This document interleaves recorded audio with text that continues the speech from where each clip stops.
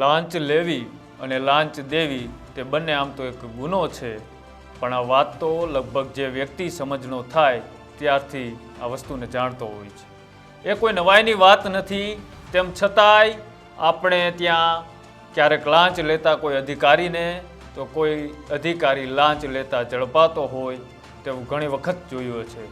પણ આજે જે ઘટના સામે આવી છે તે કદાચ આ પહેલો એવો કિસ્સો હશે કે વ્યક્તિએ કોઈ સરકારી અધિકારી કે કોઈ પોલીસ અધિકારીને નહીં, પણ અદાલતની ચાલુ કાર્યવાહીએ એક જજના ટેબલ ઉપર લાંચ આપી છે.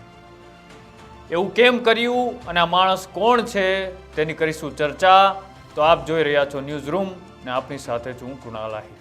લાંચ લેવી અને લાંચ દેવી તે બંને આમ તો કાયદાની પરિભાષામાં એક ગુનો છે, પણ એક એવી વરવી વાસ્તવિકતા પણ છે કે મોટા ભાગની જગ્યાએ લાંચ આપ્યા વગર તમારા ચપ્પલ ઘસાઈ જાય તો પણ તમારું કામ થતું નથી અથવા તો તમને ન્યાય મળતો નથી.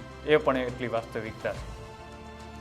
ગોધરાની લેબર કોર્ટમાં એક વ્યક્તિને 5 વર્ષ થયા કોર્ટની અંદર કેસ ચાલતો હતો અને એ જ વ્યક્તિ સરકારી ઓફિસ એટલે કે બહુમાળી ભવનની અંદર રોજમદાર તરીકે કામ કરતો હતો. તે વ્યક્તિનું નામ બાબુ ધીરુભાઈ સોલંકી છે અને તેમનો દાવો એવો હતો કે મને જે રીતે નોકરીમાંથી નીકાળવામાં આવ્યો એ કદાચ ગેરવ્યાજબી હતું એવું એમનું માનવું છે. તેમની માંગ તેમને નોકરીમાં પરત રાખવામાં આવે તેને લઈને બાબુ સોલંકીએ લેબર કોર્ટની અંદર એક અરજી કરી. લેબર કોર્ટની અંદર અરજી એને એટલા માટે કરી કે એમને એવો વિચાર આવ્યો કે આજે નહીં તો કાલે, કાલે નહીં તો પરમદાડે ને પરમદાડે નહીં તો 5-6 મહિના બાદ પણ મને કદાચ ન્યાય મળશે અને હું ફરીથી મારી નોકરી ઉપર લાગી જઈશ. પણ ઘણા લાંબા સમયથી એમને જે વિચાર્યું હતું તેવું કંઈ જ થતું નથી અને સતત 5 વર્ષ સુધી કોર્ટના ચક્કર ચાલુ રહે છે. તારીખો બાદ તારીખો પડતી રહે છે અને ફરીથી નોકરી અને ન્યાય મળે તે આશા હજી ક્યાંક તેમના મનની અંદર બંધાયેલી હતી. કેમ કે તેમની નોકરીની ખૂબ જરૂર હતી અને આપણા દેશની વસ્તીની લગભગ વાત કરી તો 5% જેટલા લોકો નીચે ધરતી અને ઉપર આકાશની નીચે પોતાનું જીવન પસાર કરતા હોય છે. હું એટલા માટે કહું છું એટલે કે આજનું કમાયેલું આજે જ પૂરું થઈ જાય છે અને કાલના પૈસા અથવા તો કાલનું ભરણ પોષણ ક્યાંથી કરશું એમને ખબર નથી હોતી. બાબુ સોલંકી પણ આવી જ કોઈ પરિસ્થિતિમાંથી પસાર થતો હશે અને હવે આ ઘટના એવી બને છે કે બાબુ સોલંકીને કોઈ શીખવાડ્યું હોય કે તેમના મનની અંદર વિચાર આવ્યો હોય તે મને નથી ખબર, પણ તે કોર્ટમાં બીજા કોઈના કેસ ચાલતો હતો. કોર્ટની અદાલતની અંદર જજ હાજર હતા, કોઈનો કેસ ચાલતો હતો એટલે કે કોઈની સુનાવણી ચાલતી હતી. ત્યારે બાબુ સોલંકી કોર્ટના પગથિયા ચડે છે અને હાથમાં એક સફેદ રંગનું કવર હોય છે. સફેદ રંગના કવર સાથે બાબુ સોલંકી કોર્ટની અંદર જે કાર્યવાહી ચાલતી હતી ત્યાં પહોંચે છે અને જજના ટેબલ ઉપર એક કવર મૂકે છે. કવર મૂકતાની સાથે જ સાહેબને બોલે છે કે લ્યો સાહેબ, હવે મને ન્યાય આપો. અને આવું બોલતા જ જજ પૂછે છે કે આ શું છે? ત્યારે બાબુ સોલંકી એ કવરને ખોલે છે અને કવર ખોલતાની સાથે જ અંદરથી 35,000 રૂપિયાની ચલણી નોટો એટલે કે રોકડ રકમ સાથે એ કવરમાંથી નીકળે છે. આ જોતા જ કોર્ટમાં હાજર તમામ લોકો સ્તબ્ધ થઈ જાય છે અને જજ પણ આ ઘટના જોઈને ઘણીવાર માટે સ્તંભી જાય છે. કદાચ ન્યાયની રાહ જોઈને કંટાળી ગયો હશે, પણ જજ તો જજ હોય છે. તે તરત જ ગોધરા પોલીસને જાણ કરે છે અને પોલીસ આ જે લાંચ રૂશ્વત આપવાની બાબુ સોલંકીએ કોશિશ કરી, હિંમત કરી, તેને લઈને પોલીસ તેમની અટકાયત કરે છે.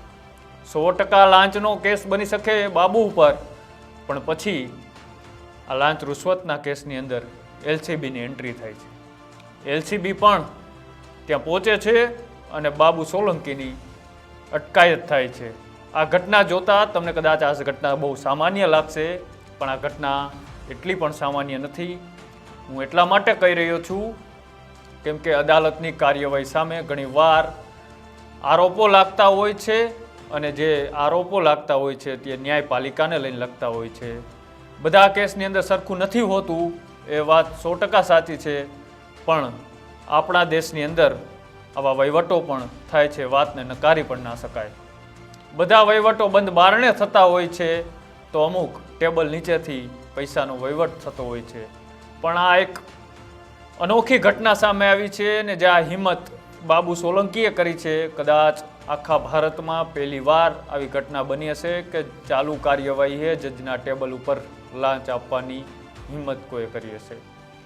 કેમ કે આ માણસ ગરીબ છે એટલે એને એવી રીતની કઈ રીતના વહીવટ કરવો કદાચ એમની કોઈ ખબર નહીં હોય અથવા તો એને એવી કોઈ જાણ નહીં હોય.